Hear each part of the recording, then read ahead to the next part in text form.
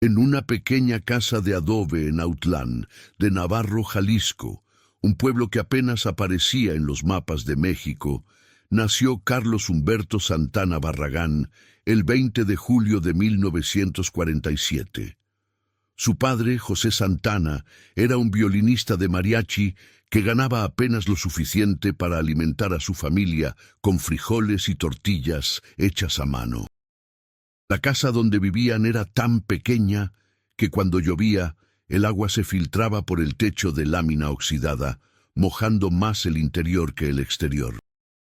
No había baño dentro, solo una letrina al fondo del patio de tierra. El olor a maíz recién cocido se mezclaba con el sonido constante de los gallos del vecino y las notas del violín de su padre practicando a las 5 de la mañana, antes de salir a buscar trabajo tocando en plazas y cantinas. Carlos tenía 5 años cuando su padre le puso un violín pequeño entre las manos por primera vez. «Mijo, la música es lo único que nos puede sacar de aquí», le decía José con voz firme pero cansada, después de regresar de tocar toda la noche en una boda donde apenas le habían pagado 30 pesos. El niño Carlos aprendió a tocar el violín, no porque quisiera, sino porque era la única herramienta que su familia tenía para sobrevivir.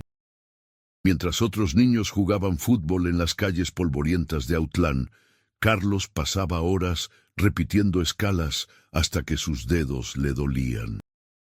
Si esta historia te está inspirando, te invito a suscribirte al canal Voces que Vencen y dejar en los comentarios desde qué parte de México o el mundo nos estás viendo. Tu apoyo nos ayuda a compartir más historias de superación que el mundo necesita conocer. Pero a los 8 años, algo cambió para siempre. Carlos escuchó por primera vez la guitarra eléctrica en la radio. Era la voz de Ritchie Valens, un mexicano-americano que había conquistado Estados Unidos con La Bamba. Carlos sintió que algo se encendía dentro de él. No era solo música, era una forma de escapar, de soñar con algo más grande que las calles sin pavimentar de Autlán. Le suplicó a su padre durante meses: «Papá, quiero tocar guitarra, no violín». José al principio se resistió. «El violín es tradición, es nuestro sustento», argumentaba. Pero viendo la determinación en los ojos de su hijo, finalmente cedió y consiguió una guitarra vieja de segunda mano que costó el salario de 3 semanas de trabajo. En 1955, cuando Carlos tenía apenas 8 años, la familia Santana tomó una decisión que cambiaría todo. Se mudaron a Tijuana, Baja California. José había escuchado que allí había más oportunidades para los músicos, que los turistas estadounidenses pagaban mejor por la música en los bares y clubes nocturnos. La promesa era simple pero poderosa. Tal vez, solo tal vez, podrían dejar de pasar hambre. Tijuana era un mundo completamente diferente. Era una ciudad fronteriza caótica, llena de luces de neón, turistas borrachos, prostitución y música sonando desde cada esquina. Para un niño de 8 años proveniente de un pueblo tranquilo, era abrumador y aterrador. La familia se instaló en una colonia pobre cerca de la zona roja, donde las casas estaban pegadas unas con otras y el ruido nunca cesaba. Carlos podía escuchar gritos, risas, música de rock and roll mezclada con corridos y a veces peleas en la calle que lo despertaban en medio de la noche. Pero en medio de ese caos, Carlos encontró su educación musical real. Su padre comenzó a llevarlo a tocar a los clubes nocturnos cuando tenía apenas 9 o 10 años. Eran lugares oscuros, llenos de humo de cigarro, donde hombres bebían tequila barato y mujeres bailaban hasta el amanecer. Carlos tocaba la guitarra en la banda de su padre, ganando apenas unos pesos que entregaba completos a su madre para la comida del día siguiente. Muchas noches regresaban a casa a las 4 de la mañana y Carlos tenía que levantarse 2 horas después para ir a la escuela. Sus compañeros se burlaban de él. «¿Otra vez dormido, Carlitos? ¿qué haces en las noches que llegas con esas ojeras? Pero Carlos no respondía. Sabía que mientras ellos dormían tranquilos, él estaba aprendiendo un oficio que algún día lo llevaría lejos. La realidad era dura y sin glamour. Había noches donde apenas ganaban suficiente para los tacos de la cena. Había veces donde borrachos insultaban a la banda. «¡Toquen algo bueno o lárguense!». Carlos aprendió a tocar sin importar la humillación, sin importar el cansancio. A los 12 años ya dominaba la guitarra mejor que muchos adultos. Había algo en la forma en que sus dedos volaban sobre las cuerdas, en cómo mezclaba los ritmos de mariachi que su padre le había enseñado con el blues y el rock que escuchaba en la radio estadounidense. Era diferente, era especial. Pero en ese momento, nadie lo sabía excepto él. En 1961, cuando Carlos tenía 14 años, su familia tomó otra decisión devastadora. Se mudarían a San Francisco, California, en busca del sueño americano. José había conseguido una oportunidad de trabajo más estable allí, pero Carlos se quedó en Tijuana. Su decisión era clara y dolorosa a la vez. Necesito seguir tocando aquí. Necesito mejorar antes de ir a Estados Unidos. La realidad era que Carlos, a sus 14 años, ya era el sostén económico de la familia en Tijuana. Tocaba en múltiples clubes, ganando más que su padre. Dejar eso significaba hambre inmediata. Se quedó viviendo solo en Tijuana, en una habitación miserable que compartía con otros músicos. Tenía 14 años, 14. Mientras otros niños de su edad preocupaban por los exámenes de la escuela, Carlos se preocupaba por conseguir suficientes trabajos musicales para pagar la renta y comer. Había días donde solo comía una vez. Había noches donde tocaba en 3 lugares diferentes, caminando kilómetros entre uno y otro porque no tenía dinero para el camión. Su guitarra era su única posesión valiosa y dormía abrazado a ella por miedo a que se la robaran. Pero en esos meses de soledad y pobreza extrema, algo se forjó en el interior de Carlos que nunca desaparecería. La convicción absoluta de que la música no era solo un trabajo, era su única forma de sobrevivir y trascender.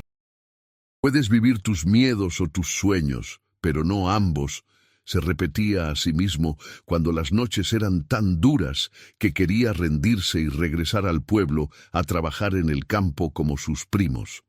Después de varios meses, Carlos finalmente reunió el dinero suficiente y algo de coraje para cruzar la frontera y reunirse con su familia en San Francisco. No hablaba inglés, no conocía a nadie, no tenía documentos legales. Era 1962, tenía 15 años y llegó a una ciudad que no lo esperaba ni lo quería. San Francisco era el paraíso y el infierno al mismo tiempo. Su familia vivía en el Mission District, un barrio latino pobre donde predominaban los inmigrantes mexicanos y centroamericanos. La casa era pequeña, compartían el baño con otras 2 familias. Carlos fue matriculado en la escuela secundaria donde no entendía nada de lo que decían los maestros. Sus compañeros estadounidenses se burlaban de su acento, de su ropa de segunda mano, de sus zapatos rotos. «Go back to Mexico, wetback», le gritaban en los pasillos. Carlos apretaba los puños, pero no respondía. Había aprendido en Tijuana que las palabras de los ignorantes no valen la energía de una respuesta. Pero en la escuela había algo que Carlos sí entendía perfectamente: la clase de música. Allí no necesitaba hablar inglés. Su guitarra hablaba por él.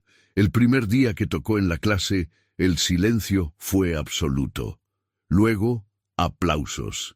El maestro de música, un hombre afroamericano llamado Mr. Johnson, se acercó después de clase. «Kid, I don't know where you learned to play like that, but you have something special.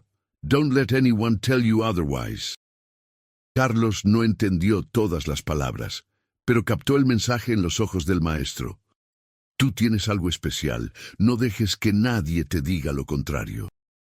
Por las tardes, después de la escuela, Carlos comenzó a explorar la escena musical de San Francisco.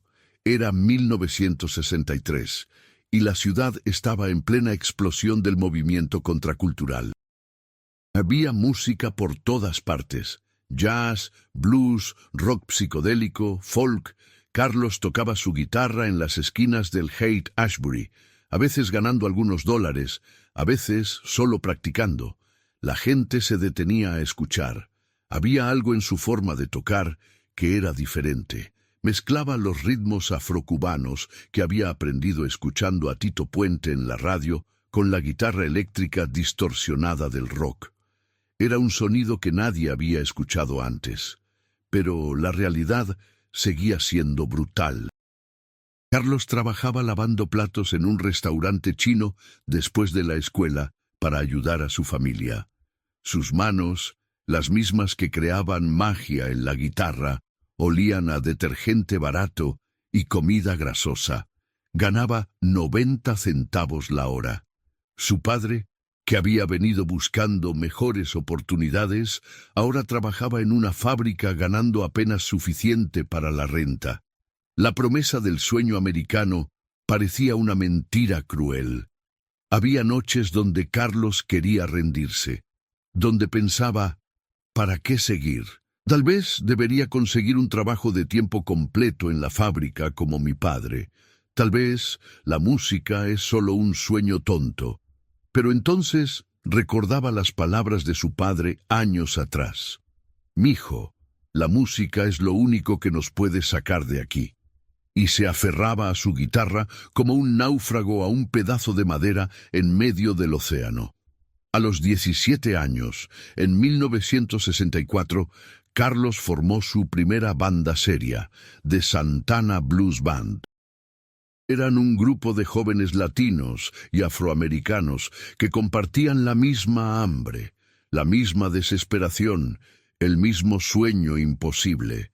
Tocaban en clubes pequeños por casi nada de dinero, a veces solo por cerveza gratis y la oportunidad de ser escuchados.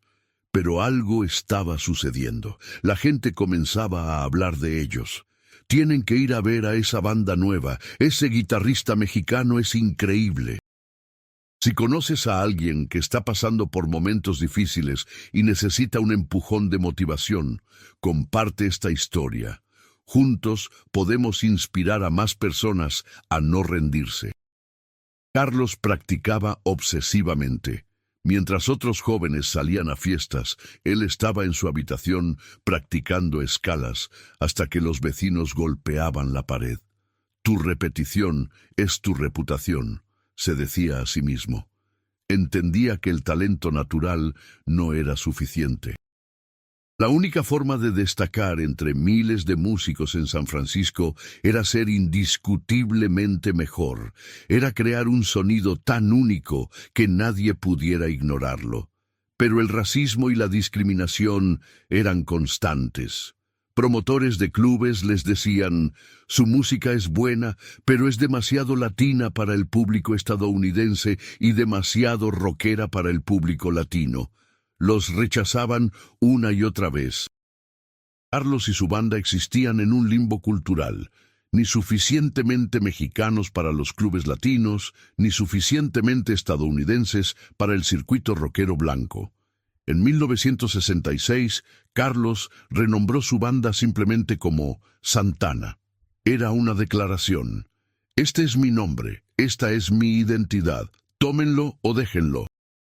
Comenzaron a experimentar más agresivamente, fusionando salsa, cumbia, son cubano y jazz con rock psicodélico. El resultado era electrizante. En sus presentaciones, la gente no podía quedarse sentada. Los ritmos latinos obligaban a mover el cuerpo, mientras que la guitarra eléctrica distorsionada de Carlos creaba un trance hipnótico. Pero seguían siendo pobres, extremadamente pobres. Carlos a veces dormía en el piso del apartamento de algún amigo. Comía frijoles y arroz todos los días. Su ropa era de segunda mano. Su guitarra estaba mantenida con cinta adhesiva en algunos lugares. Pero había algo en sus ojos que no podía comprarse con dinero. Determinación absoluta. Había cruzado una frontera, había sobrevivido solo a los 14 años, había soportado humillaciones racistas, había lavado miles de platos grasosos. No iba a rendirse ahora. En 1968, el manager Bill Graham vio tocar a Santana en el Fillmore West. Graham era el promotor de conciertos más poderoso de San Francisco. Después del show, se acercó a Carlos. "Kid, you're gonna be huge. I'm gonna make sure the world hears you." Carlos no se dejó engañar por las promesas. Había escuchado palabras similares antes, pero Graham era diferente. Realmente creía en la banda. Graham los puso a tocar como teloneros de bandas famosas. Los expuso a audiencias más grandes. Pero el verdadero punto de quiebre llegó en agosto de 1969. Graham logró incluir a Santana en el line-up del Festival de Woodstock, el evento musical más importante de la década. Había un problema. Casi nadie conocía a Santana. Eran prácticamente desconocidos fuera de San Francisco. No tenían ni siquiera un disco grabado todavía. Pero Graham insistió: "Confíen en mí". El 16 de agosto de 1969, Santana subió al escenario de Woodstock frente a casi 400,000 personas. Carlos tenía 22 años. Estaba absolutamente aterrorizado. Había pasado solo 8 años desde que había llegado a Estados Unidos sin hablar inglés, lavando platos para sobrevivir. Ahora estaba frente a la audiencia más grande de su vida. Sus manos temblaban. Por un momento, el miedo lo paralizó. Pensó: "No merezco estar aquí. Soy solo un mexicano pobre de un pueblo que nadie conoce".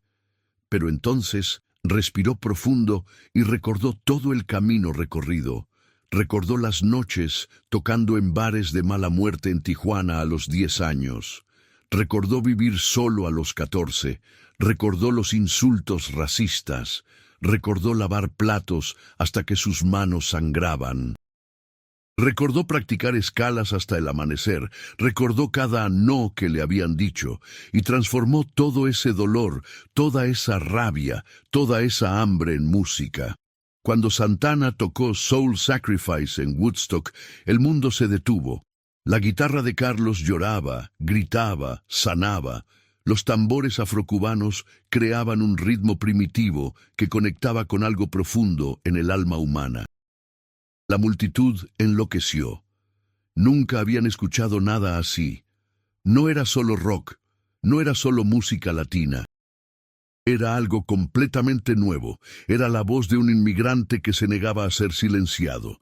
Era la historia de millones de mexicanos que habían cruzado fronteras buscando una vida mejor. Era la prueba de que el destino no está escrito. Se puede reescribir con sangre, sudor y obsesión. Después de Woodstock todo cambió. Su primer álbum homónimo, lanzado en agosto de 1969, alcanzó el top 5 en Estados Unidos. Evil Ways se convirtió en un éxito en la radio. Pero el verdadero triunfo llegó en 1970 con el álbum Abraxas y la canción Oye cómo va, una versión del clásico de Tito Puente. Carlos había tomado la música latina que escuchaba en las calles de Tijuana y la había transformado en un himno internacional. Oye cómo va llegó al top 10 en Estados Unidos, algo impensable para una canción completamente en español en esa época. Carlos Santana, el niño pobre de Autlán de Navarro, que había aprendido violín a los 5 años para ayudar a su familia a comer, que había sobrevivido solo en Tijuana a los 14, que había llegado a Estados Unidos sin hablar inglés y lavando platos, ahora era una estrella internacional. Pero no olvidó de dónde venía. En entrevistas posteriores, Carlos habló abiertamente sobre su infancia de pobreza, sobre la humillación de ser inmigrante, sobre el racismo que enfrentó. Pero nunca habló desde la victimización, hablaba desde el poder. Todo eso me hizo más fuerte. Cada no me dio más hambre. Cada puerta cerrada me obligó a construir mi propia puerta. A lo largo de las décadas siguientes, Santana vendió más de 100 millones de discos, ganó 10 Grammys, incluyendo Álbum del Año en 2000 por Supernatural, fue incluido en el Rock and Roll Hall of Fame, pero su mayor logro no fueron los premios ni el dinero. Su mayor logro fue demostrar que un niño mexicano pobre podía cambiar la música mundial para siempre. Carlos nunca dejó de trabajar duro. Nunca dejó de practicar, nunca dejó de experimentar. A los 78 años sigue tocando con la misma pasión que tenía a los 10 años en los bares de Tijuana, porque aprendió desde niño que el éxito no es un destino, es un hábito. Es levantarse cada día y elegir rechazar el destino que otros escribieron para ti. Su historia no es de suerte ni de talento innato únicamente. Es la historia de un niño que vio cómo su padre luchaba para alimentar a la familia tocando violín por 30 pesos la noche y decidió que la música sería su arma para conquistar el mundo. Es la historia de alguien que vivió en pobreza extrema, pero nunca permitió que la pobreza viviera en su mente. Es la historia de un inmigrante que transformó su acento y su diferencia en su mayor fortaleza. Cuando le preguntan cuál es el secreto de su éxito, Carlos responde con palabras sencillas pero profundas: la visualización. Desde niño, cuando vivíamos en esa casa donde se mojaba más adentro que afuera, yo me visualizaba tocando para miles de personas. Podía verlo tan claramente como si ya hubiera sucedido. El éxito se ve primero en tu mente, luego en la realidad. Carlos Santana entendió algo que muchos nunca comprenden. No hay que ser inteligente para triunfar. Hay que insistir. Hay que practicar cuando otros duermen. Hay que seguir tocando cuando nadie está escuchando. Hay que perfeccionar tu arte en la oscuridad para que cuando llegue la luz estés listo. Su vida es la prueba viviente de que puedes venir del lugar más pobre, del pueblo más olvidado, de la situación más desesperada y aún así construir un legado que trascienda generaciones. Es la prueba de que la abeja puede volar aunque las leyes de la aerodinámica digan que no debería. Es la prueba de que algunos nacen con el control en fácil, pero los que juegan en modo legendario desarrollan habilidades que los demás nunca tendrán. Carlos Santana no solo conquistó la industria musical, abrió puertas para millones de latinos que vendrían después. Demostró que la música en español y los ritmos latinos no eran inferiores al rock estadounidense, sino igualmente poderosos y dignos de respeto mundial. Cada guitarrista latino que hoy sube a un escenario le debe algo a Carlos, la certeza de que es posible. Hoy, cuando escuchas Oye cómo va o Black Magic Woman, no solo escuchas música. Escuchas la historia de un niño que se negó a aceptar que la pobreza fuera su destino final. Escuchas las noches de hambre en Tijuana. Escuchas las manos agrietadas de lavar platos. Escuchas los insultos racistas que lo hicieron más fuerte. Escuchas la decisión consciente de pasar de víctima a protagonista. La historia de Carlos Santana es un recordatorio poderoso. Tu origen no determina tu destino. Las estadísticas pueden estar en tu contra, las probabilidades pueden ser mínimas, pero si tienes una guitarra o un sueño o simplemente la negativa absoluta a rendirte, puedes reescribir tu historia. Puedes tomar el dolor y convertirlo en arte. Puedes tomar el rechazo y convertirlo en combustible. Puedes tomar la pobreza y convertirla en la motivación que los privilegiados nunca tendrán. Carlos no esperó a que alguien le diera permiso para triunfar. No esperó a tener las condiciones perfectas. No esperó a que el racismo desapareciera. Simplemente tomó su guitarra y tocó con tanta pasión, con tanta excelencia, con tanta autenticidad, que el mundo no tuvo más opción que escuchar. Esa es la lección final de su vida. El éxito no se mendiga, se construye. No se regala, se arranca. No se espera, se persigue con obsesión santa. Y cuando finalmente lo alcanzas, no se trata de olvidar de dónde vienes, sino de honrarlo, creando algo tan grande que justifique cada sacrificio que tu familia hizo por ti. Carlos Santana transformó las calles polvorientas de Autlán de Navarro en escenarios mundiales. Transformó los bares de mala muerte de Tijuana en conservatorios musicales. Transformó la pobreza en propósito. Y cada vez que toca su guitarra, sigue enviando el mismo mensaje a millones.